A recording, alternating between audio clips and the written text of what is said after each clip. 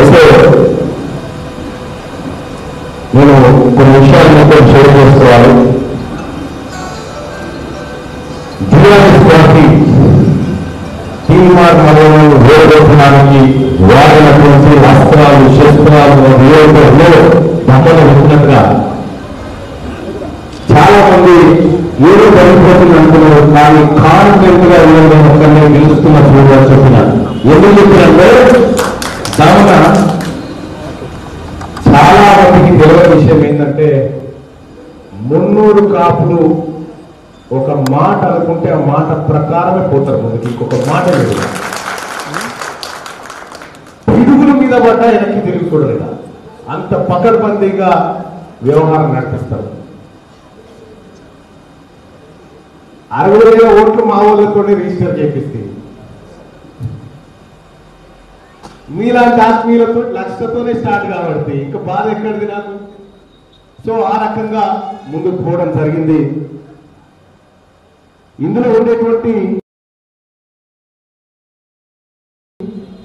RSS బీజేపీకి RSS ఎట్లా ఉంటుందో మున్నూరు కాపుల దాంట్లో కూడా పెన్ అని ఒకటి ఉంటుంది. అది ఆర్ఎస్ఎస్ కంటే ప్రమాదకరమైంది. వాళ్ళ నెట్వర్క్ మీ ఊహలకు కూడా అందది.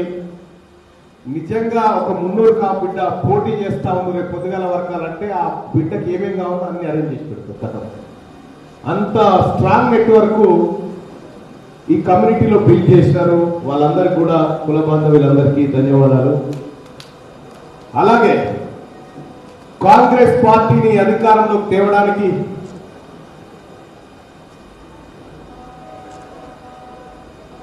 కేశవరావు దగ్గర నుంచి మొదలు పెడితే, డి శ్రీనివాస్ గారి దగ్గర నుంచి మొదలు పెడితే, శివశంకర్ గారి దగ్గర నుంచి మొదలు పెడితే, హనుమంతరావు గారి నుంచి మొదలు పెడితే, పొన్నా లక్ష్మయ్య గారి దగ్గర నుంచి మొదలు పెడితే పార్టీని కాంగ్రెస్ పార్టీని అధికారంలోకి తేవడానికి మున్నూరు కాపు బిడ్డలు అశేషంగా కృషి చేసినారు.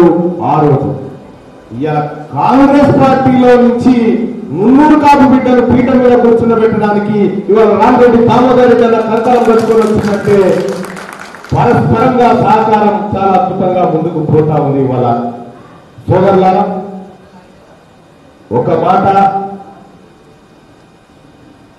1900 శివశంకర్ గారు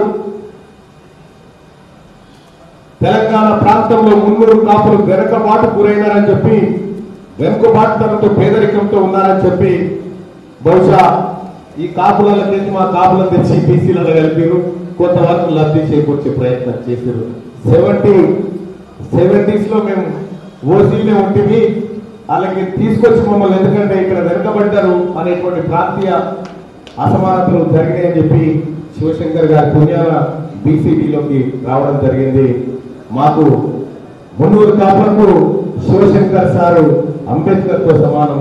ఆయన పెట్టినటువంటి అనేక కార్యక్రమాలు కేంద్ర న్యాయశాఖ మంత్రిగా పనిచేసి ఇందిరాగాంధీకి కుడి భుజం లాగా ఉండి ఆమె ఎమర్జెన్సీ టైంలో కూడా ఆమెను రక్షించే విధంగా ఆయన చేసినటువంటి పోరాటాలు అంతా ఇంత కాదు. కాబట్టి ఇవాళ ఇది ఆత్మీయ సమ్మేళనం అయినప్పటికీ కూడా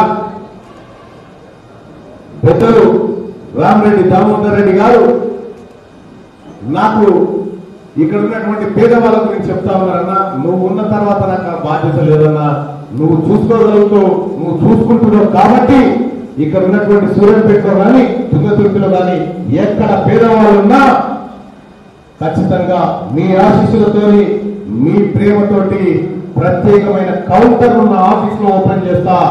ఏ కష్టం ఉన్నా మీ అందుబాటులో లేకపోతే, సామాన్య అందుబాటులో లేకపోతే ఒక్క మాట సర్వతమని చెప్పి నా దగ్గరికి రెండు సోదరులారా ప్రతి కార్యక్రమాన్ని చేసి చూపెడతా అని చెప్పి మీ అందరికి తెలియజేస్తా ఉన్నా.